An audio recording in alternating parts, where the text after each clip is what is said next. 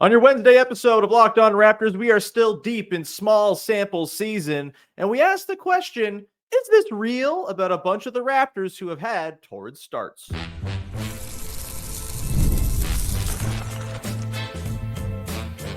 You are Locked On Raptors, your daily Toronto Raptors podcast, part of the Locked On Podcast Network, your team every day.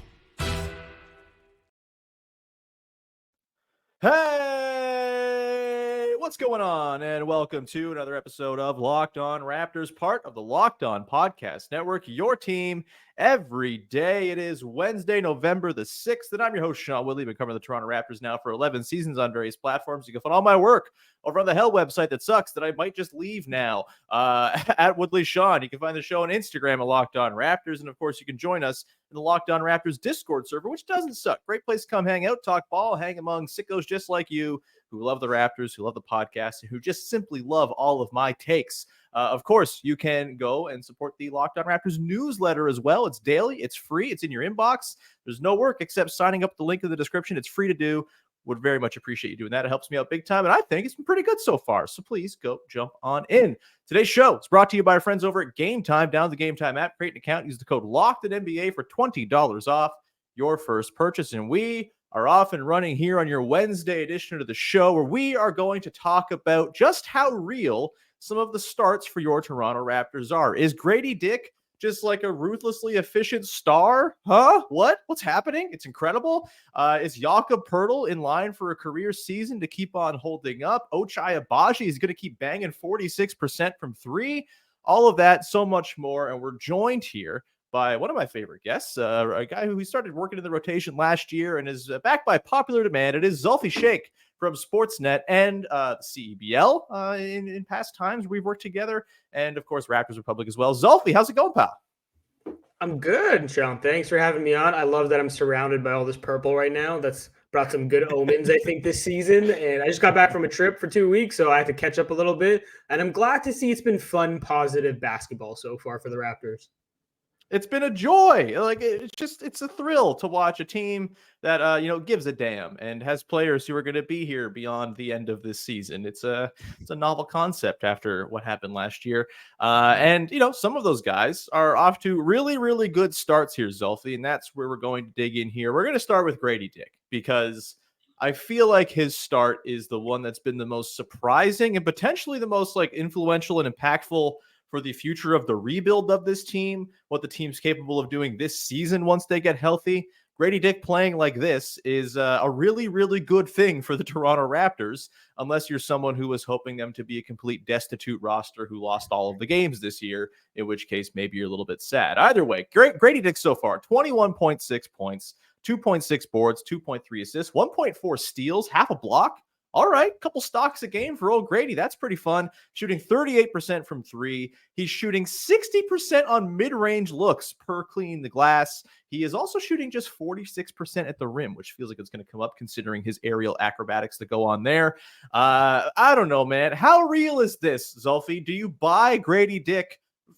Borderline star? Is it going to regress a little bit once guys come back? Are you buying or not buying any element of his game that's working right now? What you got for me on Gradey Dick? Because, I'm having a hard time looking at where the regression comes. It doesn't feel all that unsustainable what he's doing. Again, maybe the mid-range percentage comes down, but the rim percentage will probably go up. The free throws and threes kind of feel in line with what you'd expect for a guy who was branded the best shooter in his draft class. Is this just who Gradey Dick is? Yeah, I'm with you. I don't see how this doesn't keep up. I'm totally buying this start to answer your question. Look, career highs across the board. The confidence is very evident. It's kind of insane and a little jarring how far we've come from last season in his rookie year and kind of the jump that he's taken. But to your point, do I think that his shot volume necessarily keeps up when Scottie Barnes and Immanuel Quickley come back? That probably dips a little bit. I'm pretty sure he's leading the team right now in just field goal attempts. He's just chucking them up, which again is a good thing with these other guys out. That probably goes down a little bit. He's been on fire over the last 5 games. I think that average is up to 25 points a game. that probably comes down. But the reason why I don't necessarily think it's going to change all that much is because I don't see why his shot diet should be too different. Because even with Immanuel Quickley and Scottie Barnes back, like Gradey Dick isn't really relying on like set actions and things being drawn up for him all that much. He is just working like a madman, moving around. I'm pretty sure he leaves the team in like miles traveled, and he's just going out there and looking for opportunities to score at all three levels, whether it's cutting to the basket, working in transition, or we see him dancing off screens to get open threes. So I like with Quickley and Barnes back, he's just going to have two better passers to get him the ball. Realistically, I don't really see his opportunities on offense changing all that much. So maybe his points per game go down a little bit or shot attempts, but in terms of the production, the impact he's having, I'm absolutely buying him being able to keep that up. 100%. Like, I think the fact that he has like a 60% true shooting and is hitting all these markers, despite being in a context where he is oftentimes the only real shooting threat on the floor and is the like clear focus of the defense for stretches of these games, you know, that game against Denver, case in point, like it's only going to get easier for him once Quickley's back pulling defenses apart with his 3-point juice, and Scottie is pulling guys in with his, you know, rim touches or paint touches and the sort of way he draws two to the ball. Also, the way those two guys work in tandem with one another, the dribble handoff stuff, the way they use Scottie, Yak, and Gradey Dick in sort of three-man screening actions and stack stuff and flex stuff and all the different ways they find ways to spring Gradey Dick open. I agree the usage probably isn't going to go hold up crazy, but it's not like he's sporting a 30% usage so far this year. He's at 21.4%, which is kind of reasonable. You know, once Quickley and Barnes and Barrett and Poeltl are all healthy together, maybe we see it drop down to like 16, 17 as it just gets more dispersed. It's a pretty egalitarian offense, obviously. You know, no one on this team is going to carry a 30% usage all season long if they're fully healthy. RJ Barrett's doing it right now, but that's going to come down too. I think the efficiency's real, man. And it's bolstered by the fact that he was never, ever going to ever miss a mid-range pull-up off of an out of bounds play in his entire life. So that's going to help things too. Yeah, I think this is real with Gradey Dick, and the consequences of Gradey Dick being this good, pretty interesting for the Raptors, are they not? Yeah, I think it means a lot for the Raptors. Again, you mentioned it. He's just one of the better shooters on the team for a Raptors team that isn't shooting from three all well. Hasn't done that for the last couple of seasons. Him and Immanuel Quickley are probably the only real reliable three-point shooters for the most part, other than Ochai Agbaji's resurgence, which we'll talk about later, I'm sure. But his ability to take tough shots, I think, is also just a big revelation for the Raptors. He is their best tough shot taker and maker right now, in my opinion. Again, like the efficiency is absurd, partly because it's not easy looks he's taking. He's not necessarily open. And like you mentioned, with Quickley and Barnes back, two other guys who can bend the defense and have scoring gravity, he's going to start getting some more open looks. And that, who knows what he's going to be able to do with that? Probably score them is my guess. So I think it's super important for them having a guy who can kind of create his own looks. Again, like the Raptors haven't necessarily had that guy to be able to do that, especially those really, really tough shots. And Grady's been showing he can do it in the clutch. Against Sacramento, he hit that tough floater late, which is, again, another really nice thing for the Raptors to have, another person who can perform late in those situations, make those really tough shots. For the last couple of seasons, you were relying on a guy like Gary Trent Jr., which most teams probably wouldn't, to be that person at the end because he just has that ability to kind of create his own shot. And now having a younger version of that, along with these other guys, I think is super important for the complexion of this team moving forward. Yeah, I mean, I said at the start of the season, I think by Christmas, we're talking about Gradey Dick as a clearly better NBA player than Gary Trent Jr. We might already be there, Zulfi. Pretty we're there right now. Yeah. After what the Bucks are doing too. Those Bucks. Yeah, pretty sad over there. Send Giannis my way, please. Yeah, no, this is it's pretty awesome. I'm buying it fully. Again, you know, it's probably not going to be 21.6 points. Maybe it drops down to 16, 17 a game once everyone's back and healthy. But man, oh man, he has just been the bellwether for the offense. They're 17.2 points per 100 possessions better at offense when he's on the floor.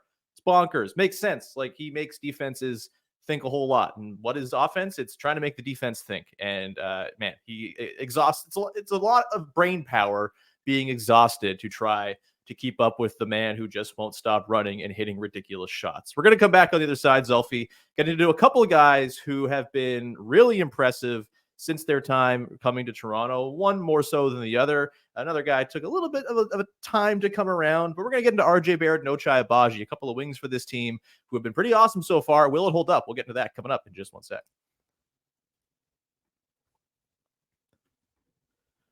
Today's show is sponsored by Hims. And guys, you ever feel like you need a little boost in the bedroom? You know, it's normal. This is okay to talk about. It's something that everyone deals with. It's time to stop worrying about your performance and get Hims so you can feel confident knowing that you are going to be ready to go whenever you get into the mood. Hims is changing men's healthcare by providing you with access to affordable sexual health treatments from the comfort of your couch. Hims provides access to a range of doctor-trusted ED treatments like chewable hard mints and Viagra and Cialis, and their generics for up to 95% cheaper. Start your free online visit today at hims.com/lockedon. That's HIMS.com/lockedon for your personalized ED treatment options. Hims.com/lockedon. The products mentioned are chewable compounded products, which are not approved or verified for safety by the FDA.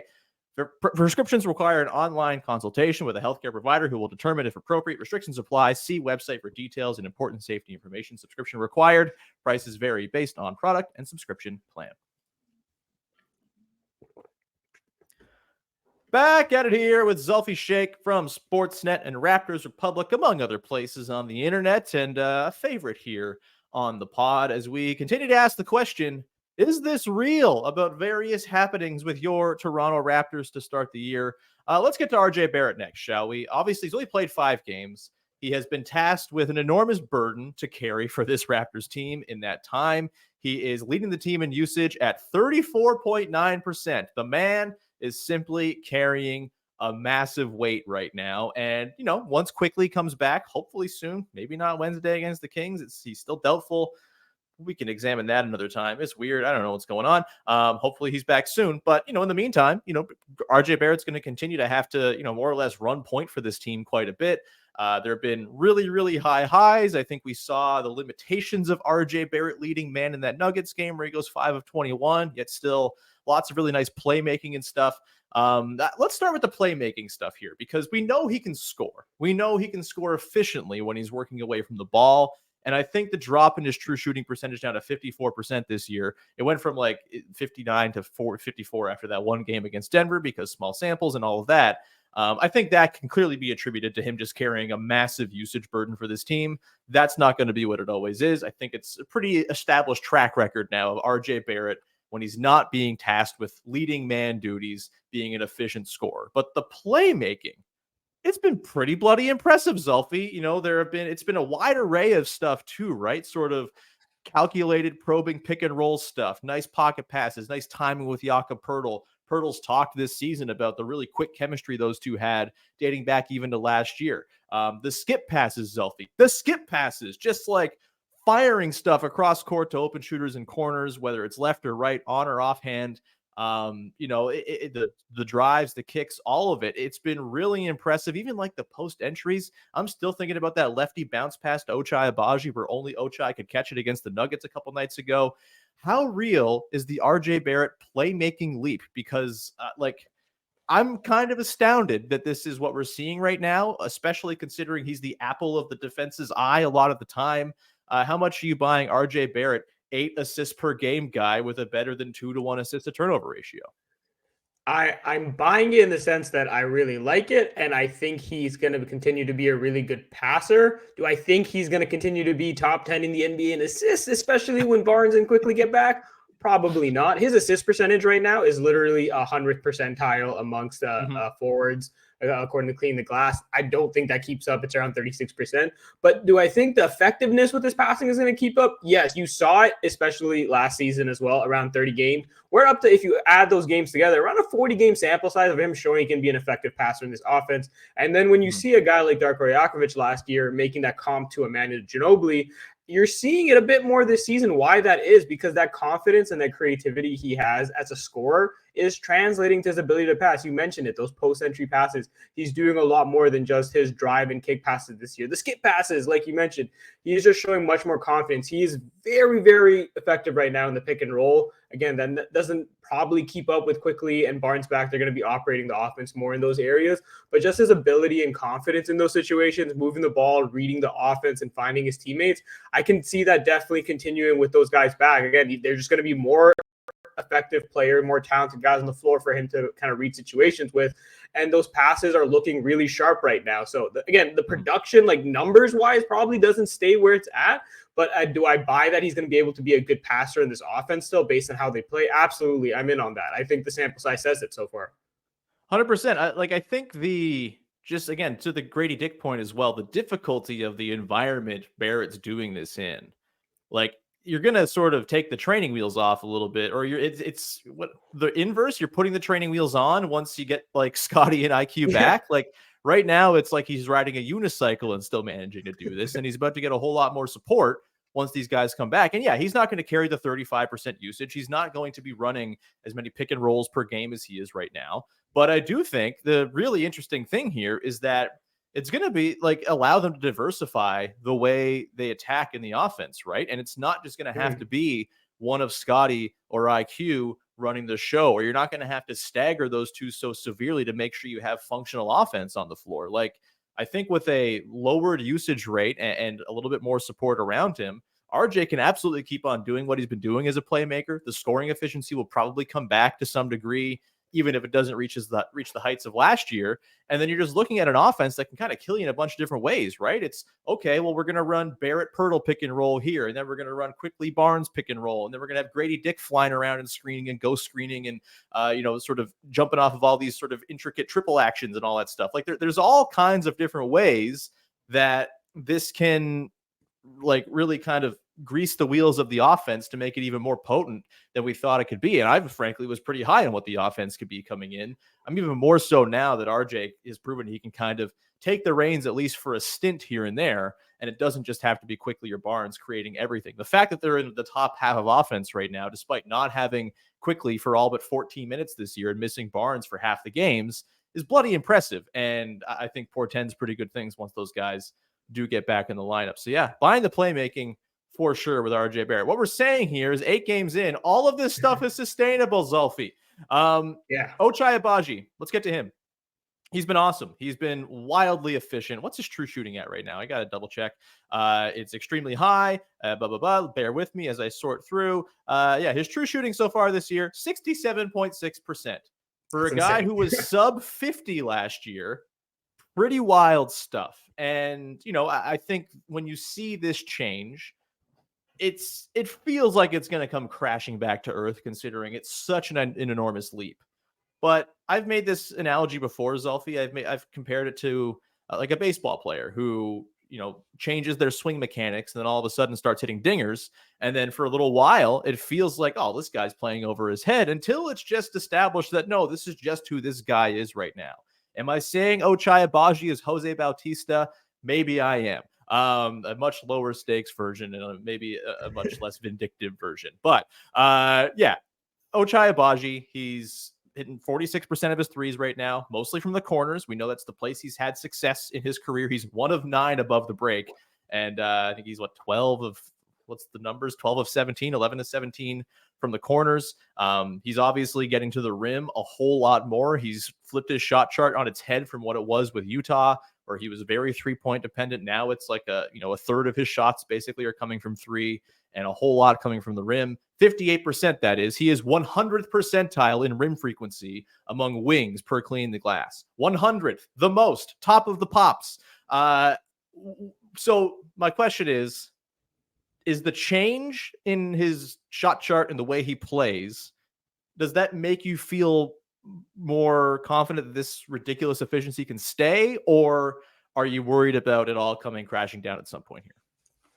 I'm pretty confident in it. I wouldn't say I'm like Gradey Dick, RJ Barrett levels of confidence with this. Sure. But like you mentioned it, the shot chart is different from what it was in Utah, but it's not like much different than it was with Toronto, which is the thing that I'm kind of confident on, because like you said, his rim attempts are up around 8% than it was from last year, but the rest of it is all pretty similar in terms of where his shot diet is at with Toronto, that is. So I think it's mostly just a case of like, he's a lot more confident. He's fitting in this offense a lot better. Again, you get an offseason to work with this coaching staff and figure things out, and he's just showing that confidence, and he's kind of just a bit sharper with everything. He is finishing in transition a lot better than he did last season, and you kind of saw that. And his just ability to cut with a bit more confidence in this offense, knowing where to be in the situation. So I don't think his shot diet with Toronto has really changed a ton. Again, compared to what he was in Utah, he's being used differently, but that's why Toronto traded for him. They kind of saw him as a bit different player than what Utah was using him as. So I'm pretty confident. The efficiencies are ridiculous. Again, to go from a guy who was like barely shooting the 3-point all that well to over 40%. That's probably hard to keep up and sustainable. But the fact that he's doing it from positions where he's comfortable, like you said, mostly from the corners, the Raptors aren't necessarily asking him to be an above the break 3-point shooter all that much anyways. So I'm not super concerned about that. So because of those things and the Raptors insulating him in comfortable spots, I think he can keep this up for the most part. Again, with most of these sample sizes being small, maybe the statistical production comes down a little bit, but I think just the way he's playing and his impact shouldn't change all that much. Yeah, like I think, if he shoots 35% from three, that's fine with the current shot chart he has, right? If you're shooting 35% as someone who takes most of your shots from three, like, okay, that's sort of not what you want, especially if it's mostly from the corners. And, defenses are totally going to live with those shots. If a defense is totally fine with a corner shooter, that makes things more difficult when you're running pick and roll in the middle of the floor. It makes it harder for everybody because the help's going to come in off of them, and all of that. I think, I don't think he's going to keep up the 46% clip, but again, not necessary for him to still be an effective player, for him to be kind of like an inner circle of trust guy with Darko Rajakovic.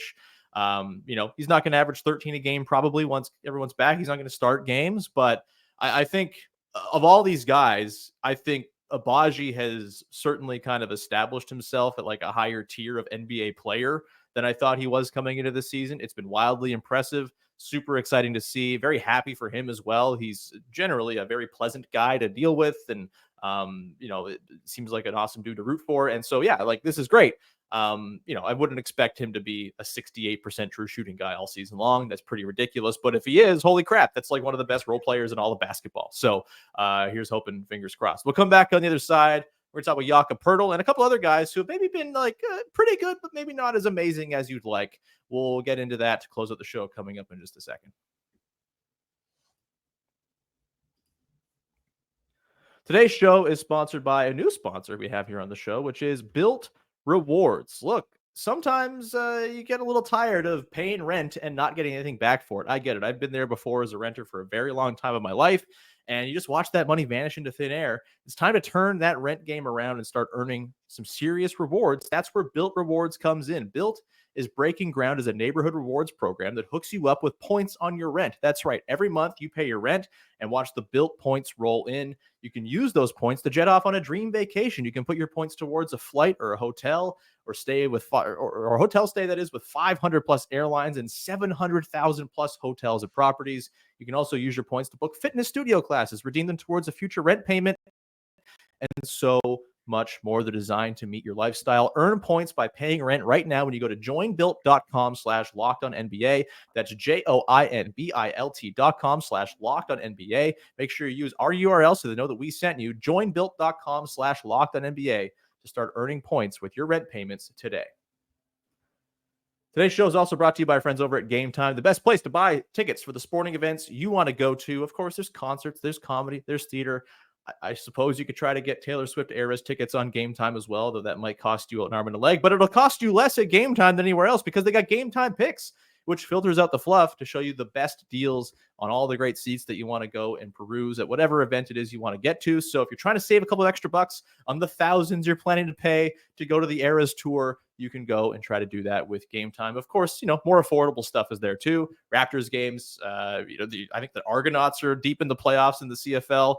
Don't quote me on that. I'm not totally sure, but I'm pretty sure they are. So you can go and throw some money down there if you want to go and catch a CFL game.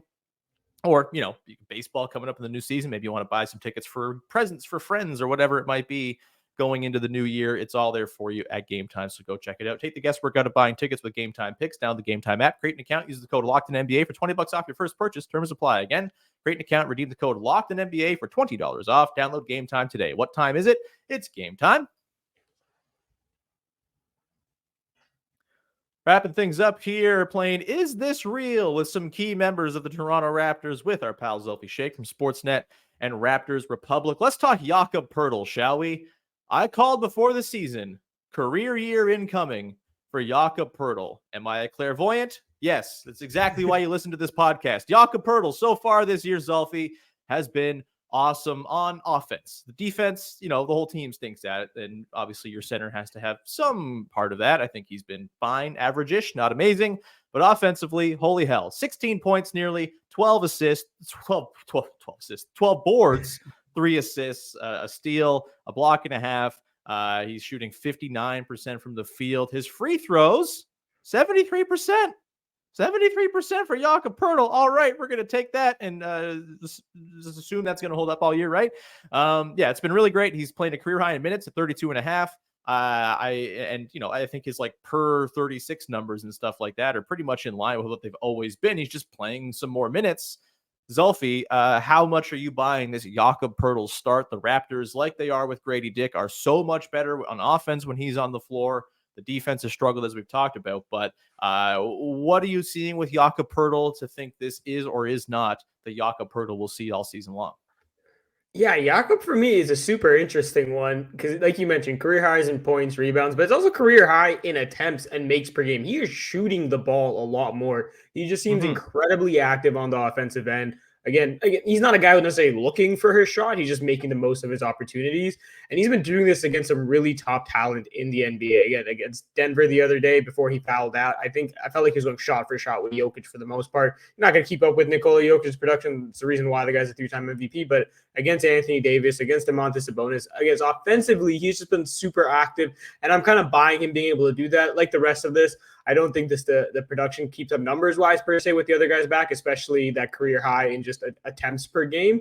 But I think just his able to operate within the offense, doing what he continues to do, I think that's going to keep up because it seems like it's the same shots that he's been taking for the most part. The defense, like you mentioned, I'm just so curious about like, I know the Raptors as a whole rank pretty bad on the defensive end, but it's just like they're like around 7 points better right now with him off the floor on defense. I don't know if that's just the fact that because the guys he's going up against, like I mentioned, like an Anthony Davis, Sabonis, and Jokic are all just that good that it's skewing these numbers a little bit with him on the floor.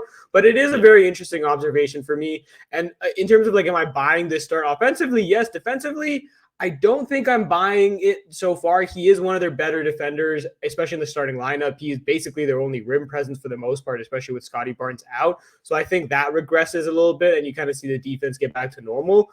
And he's had some foul troubles recently, and people can argue about that the last couple of games. I think that's played a part in it as well. So I'm kind of like 50-50 on this. On the offense, I'm buying it for the most part. The defense struggling as much as it has, I'm not necessarily overly concerned with. Yeah, I think I'm pretty much right with you. I think, there's even some stuff with the offense you look at and say, hey, like there's room for him to be better. Like he is his worst field goal percentage, which it's all twos for him, of course. It's his worst field goal percentage since his rookie season so far, 58.9%. He's been over 60% every single year since then. He was at nearly 66% last year. And yeah, he's taking a couple extra attempts per 36, so that's going to make it more difficult to scale up and all of that. But his looks are generally pretty easy, right? It's like push shots from 8 feet and in, and a lot of dunks, a lot of layups, a lot of putbacks. I think we'll probably see the 2-point percentage tick up a little bit as they get their guys back as well, and there's just more space. He's got Quickley setting him up in pick and roll, and all of that. The free throws, we'll see. Guys can sometimes figure out free throws, and then it's just better. It's been 73% so far this year. Big shoulder shrug on that. I have no idea. I would expect it to come down a little bit, right? But again, these things happen. Guys figure it out. And maybe he's been in the lab. Who's to say? I generally think a lot of this is pretty sustainable for him on the offensive end. I agree. Defensively, yeah, like I do think the point that he's played Jokic for a quarter of the games he's played is, a factor here. Jokic is incredible. And yes, Poeltl has, lost that matchup as it were, but he's also performed pretty admirably, I think, for what you can expect against Nikola freaking Jokic. Anthony Davis torched him. There's no doubt about it. He had his way with Jakob Poeltl. He's also playing like an MVP right now. And yes, so this is the thing is the position's loaded. There's going to be good centers he's playing most nights throughout the season. So you can look at any section of the year and say, oh, like, look at all these guys he played. These are really good players. This might be the most extreme in that he's played Anthony Davis and Nikola Jokic for 3 of the 8 games. Like there probably won't be many stretches that are that top heavy with the guys he's played. So yeah, I think it'll come back down a little bit. And not having Scottie Barnes matters, right? Like Scottie Barnes is the back line of defense. He's the guy who allows Yak to work in space a little bit more often and not always have to be that last line of defense at the rim. So there's the element of that. I think as much as the ball pressure stuff is fun, that it sometimes leaves them overexposed on the back end. This is the Nick Nurse conundrum all over again, right? They're not sending two to the ball necessarily, but they're still getting beat on blow-bys and stuff like that. And the over-aggression is causing some problems when it's not working. And so, yeah, like, I think it'll even out a little bit. There is also just the fact that, Johnny Moblocks is an incredible on-off wizard. And, of course, Jakob Poeltl's defensive on-offs are going to look not so great when the greatest defensive rookie we've ever seen, Jonathan Mobo, is in there, racking up those totals. So there's that to consider here as well. But yeah, Jakob Poeltl, pretty damn good. Really enjoying the work he's been doing so far this season. I would say even worth the 8th overall pick in a not very good draft. Let's close things off with Davion Mitchell. I think he's a weird guy to try to evaluate, right? Because there's been a lot of good stuff. The on-ball defense has been fun. The transition play has been fantastic. He's done as noble a job as I think you could hope for, trying to shepherd this offense in a job he's very clearly overextended in. He's not shooting very well. He's shooting 26% from three. He shot 36% last year. He's never been this bad from three over the course of a full season. So maybe that's going to bounce back a little bit. True shooting's at 49.9%. That's stinky. He's obviously averaging a whole lot of assists per game. He's racking them up on the assist farm. That is the Toronto Raptors. Shout out Samson Folk for dubbing the assist farm moniker.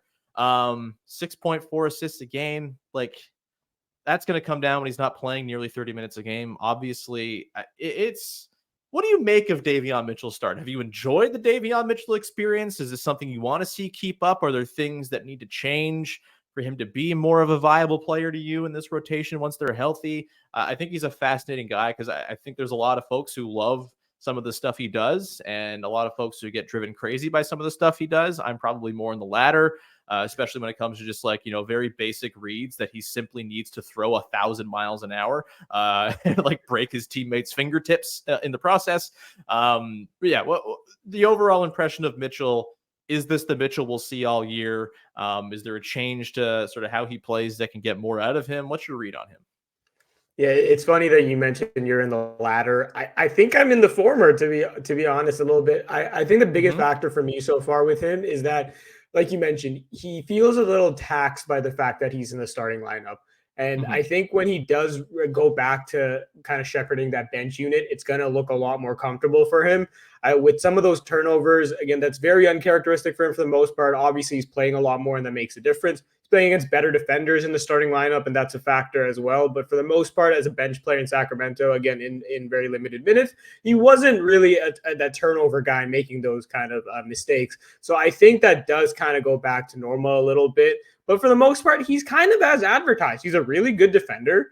He is, again, for the most part, doing his thing, passing the ball in the offense. And then the scoring kind of leaves a little to be desired. You really do hope that some of these three-pointers start to knock down. 26% just frankly isn't good enough, especially with the second unit for this Raptors team that needs three-point shooting. But watching him, I don't think the looks that he's getting or the 3 points that he's taking are necessarily bad opportunities as well. He's kind of doing it within the offense. Most of them aren't heavily contested. So it's just one of those things where you kind of hope they start knocking down a little bit. But for the most part, he's kind of just like an extension of what he was in Sacramento. And I do think that once he is playing against second units and against defenders that aren't necessarily as good as starters, it is going to be a bit more of a positive uptick for him. So I'm not overly concerned by it, and I'm not super buying that it's going to be a problem for him. I don't think a whole lot needs to change necessarily either, in my opinion. I just think it's a big thing of he's in the starting lineup. He has way bigger responsibility on his shoulders than he did at any point in his career before this. And that's kind of taking its toll a little bit so far. Yeah, I think the shooting can come back to life a little bit here for sure. I think, my sort of grand vision for Davion Mitchell is not really him as a lead guard. I've talked about this a lot. And even when, the team gets healthy, Quickley's back, you would assume that, Jamal Shedd's had his issues as a rookie. That's to be expected. Maybe he gets some 905 time coming up here soon once Quickley does get back in the lineup. And Mitchell will be, quote unquote, the backup point guard. But I do think, going back to RJ Barrett's, sort of steps up as a playmaker, Quickley, Barnes, I think they're going to have the infrastructure to have Mitchell be in second units and still not have to have him carry the day creating offense, right? I'm more than fine with him pushing it in transition. He's very good at that. But I generally think in the half court, you want him working off the ball. You want him sort of slashing against compromised defenses. You want him taking those open threes when they're there. I think the thing that's dragged him down as an offensive player so far this year is he's taken kind of a weird number of pull-ups. For a guy who's not good at pull-ups, he's taken 1.3 a game. So what, about 10 on the season so far? He's should hit 2 of them. He's 2 of 10 on pull-ups. Like, that's not what you want. It's just not a good shot for him. It's always been better for him to do that catch and shoot thing. And so hopefully he can kind of get more of a steady diet of those. I'm glad he's putting up more than 4 threes a game. That's great. You know, they got to start falling a little bit at a reasonable clip here. But if he even gets to 33, 34%, on top of the defense, on top of the cutting, on top of the transition stuff, like I think there is a valuable rotation piece here who is not overextended, who is not ruining possessions by throwing some of the most whack easy passes you've ever seen, and is and is just like kind of fitting into a system role, and is perfectly fine. So yeah, he's probably the guy whose role is going to change the most once everyone comes back, right? Like, all these other guys will have similar roles, just maybe in pared down usage and sort of more siloed off and not kind of having to carry the day for everything all the time. But Mitchell feels like he could be in line for like a complete role shift. And I do think that will be for the better with him. He knows how to do it too. Like in Sacramento, playing alongside Domantas Sabonis and De'Aaron Fox, they're not the same as Scottie Barnes and Immanuel Quickley, but I do see similarities in their games, a fast twitchy guard and a versatile big. So he knows how to do it. He knows how to play off ball as well. So I do think he has that versatility in his game. For sure. We're going to leave it there, man. Thanks everyone for tuning in. Thank you for joining the show. It's been a pleasure to chat with you, buddy. Do you have anything you want to promote for the good people out there before we wrap things up here? Yeah, just like you mentioned, Sean, with Sportsnet this year and Raptors Republic doing my thing. I'm working on some stuff, obviously, for both sites. So I'd love if you'd be able to check them out, but mostly just following on social media, trying to build more of a presence there as the season gets going. Like we mentioned, very exciting basketball going on. And I love to be a part of that, be a part of this Raptors community. So it's at Zulfi_Sheikh, ZULFI_SHEIKH. So follow me there and just be part of the conversation. I'd be happy about it. Hell yeah. Everyone go do all that. Zulfi's doing great work. You can find me on the Hell website at Woodley Sean. You can find the show on Instagram at Locked On Raptors. You can go to the Discord, link in the description. Come hang out. Subscribe to the newsletter, writing every single day over there. Talked a little bit about the sustainable or unsustainable nature of some of the starts also in the newsletter today. So you can go check that out for a little bit more on today's topics. And we'll be back again tomorrow talking Raptors Kings, baby. We've got another Raptors game. It's exciting. I look forward to these games. It's a beautiful thing. Enjoy the game tonight. Talk to you soon. Thanks for hanging. Bye-bye. Oh my God, I'm off, Zulfi. I'm terrible right now.